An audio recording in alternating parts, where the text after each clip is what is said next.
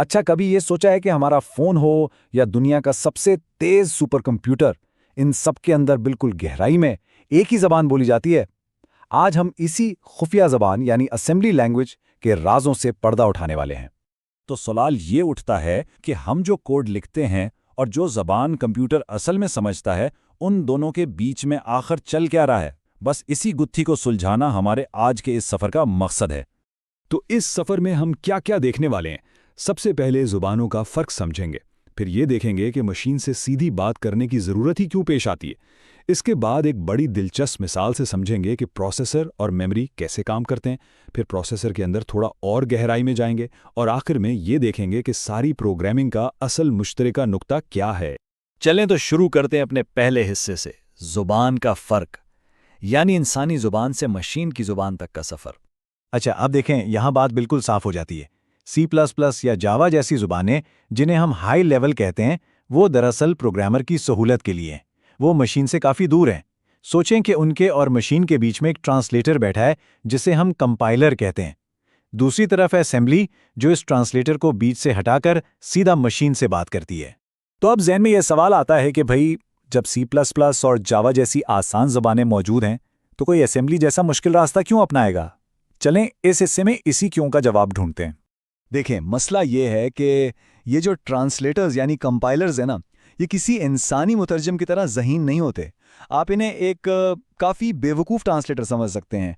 वो आपकी बात मशीन तक पहुंचा तो देंगे, लेकिन अक्सर बहुत ही गैर मौसर, लंबे चौड़े तरीके से। और जब बात हो वीडियो गेम्स की या किसी इंतहाई तेज़ रफ्तार सिस्टम की, जहां एक एक माइक्रोसेकंड कीमती होता है, वहां ये सुस्ती बिल्कुल भी काबिल कबूल नहीं होती। इस बात को समझने के लिए मस्जिद की मेहराब की मिसाल से बेहतर कुछ नहीं। सोचें, आपने मेहराब का बुनियादी ढांचा तो बड़े बड़े पत्थरों से खड़ा कर दिया। यह है आपकी हाई लेवल लैंग्वेज। लेकिन क्या वो मेहराब मुकम्मल है? नहीं। जब तक आप छोटे बारीक औजारों से उसके कोनों को हमवार नहीं करते, उस पर नक्शो निगार नहीं बनाते, तब तक उसमें वो खूबसूरती नहीं आएगी। असेंबली लैंग्वेज बिल्कुल वही बारीक काम है, वही फाइन ट्यूनिंग, जिसे हम ऑप्टिमाइजेशन कहते हैं। और ये बात बहुत गहरी है।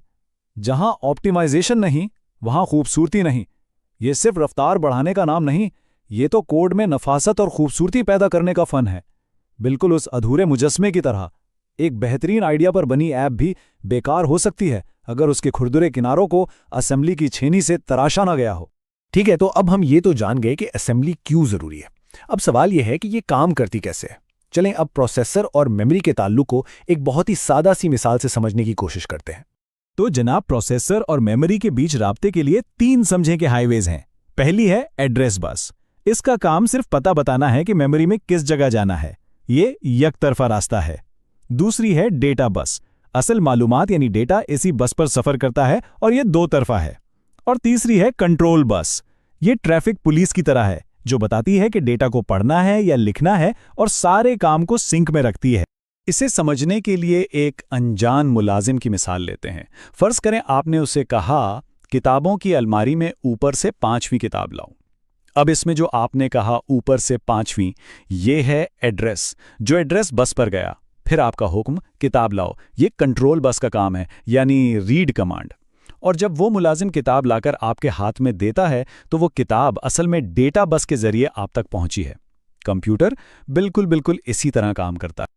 चलें अब थोड़ा और जूम इन करते हैं और सीधा प्रोसेसर के अंदर चलते हैं। देखते हैं कि वहां क्या चल रहा है, डेटा आर्जी तौर पर कहां रखा जाता है और हिदायत को समझा कैसे जाता है। तो प्रोसेसर के अंदर ना बहुत छोटी छोटी लेकिन इंतहाई तेज रफ्तार स्टोरेज की जगह होती हैं। उन्हें कहते हैं रजिस्टर्स। आप इन्हें प्रोसेसर का ज़ाती रफ पैड या स्क्रैच पैड समझ लें। सारा हिसाब किताब करते वक्त प्रोसेसर अपने नंबर्स यहीं लिखता है। और ये रजिस्टर्स इतने कम होते हैं ना कि ये प्रोसेसर का सबसे कीमती असासा समझा जाता है। अच्छा, अब इन रजिस्टर्स की भी अलग अलग किस्में हैं और हर एक का अपना खास काम है। जैसे एक्यूमुलेटर, ये वो जगह है जहां सारा हिसाब किताब, जमा तफरीक वगैरह होती है।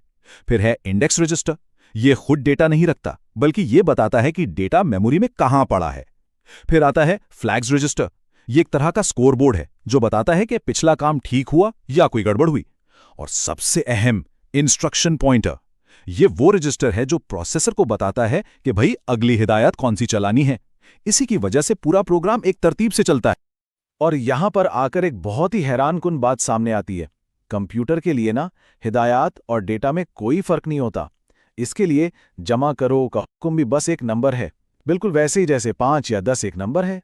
हिदायत के इन नंबर्स को ऑप कोड्स यानी ऑपरेशन कोड्स कहा जाता है। अब जाहिर है हमारे लिए 152 जैसे नंबर्स याद रखना तो बहुत मुश्किल है, तो हम इंसानों ने अपनी आसानी के लिए इन ऑप कोड्स को नाम दे दिए, जैसे ऐड। इन याद रखने में आसान नामों को निमोनिक्स कहते हैं। और फिर एक छोटा सा प्रोग्राम होता है जिसे असेंबलर कहते हैं। इसका काम बस इतना है कि वो हमारे लिखे हुए ऐड को वापस मशीन के समझने वाले नंबर यानी 152 में बदल देता है। चलें जनाब, अब हम पहुंचे हैं अपने आखिरी हिस्से पर। यहाँ हम उन सारी बातों को जोड़कर देखेंगे कि आखिर प्रोग्रामिंग की इस पूरी दुनिया में असेंबली की असल जगह क्या है। और आखिर में सबसे अहम बात जो इन सब चीज़ों को एक साथ जोड़ देती है वो ये है कि इससे कोई फर्क नहीं पड़ता कि कोई C++ में प्रोग्रामिंग कर रहा है या जावा में। हर एक चीज़ को, हर एक हिदायत को आखिरकार मशीन तक पहुंचने से पहले असेंबली लैंग्वेज के बिट्स और बाइट्स में ही तब्दील होना पड़ता है। ये वो मुश्तरका ज़ुबान है, वो बुनियाद है जिस पर प्रोग्रामिंग की पूरी इमारत खड़ी है। तो आखिर में एक सवाल छोड़े जाते हैं। हम हमेशा सुनते हैं कि कंप्यूटर बहुत पेचीदा है, लेकिन आज हमने देखा कि इसकी अपनी जुबान पेचीदा नहीं बल्कि इंतहाई दुरुस्त और प्रिसाइज है। तो क्या इस हकीकत से कंप्यूटर को देखने का हमारा नजरिया बदल नहीं जाना चाहिए? इस पर जरूर सोचिएगा।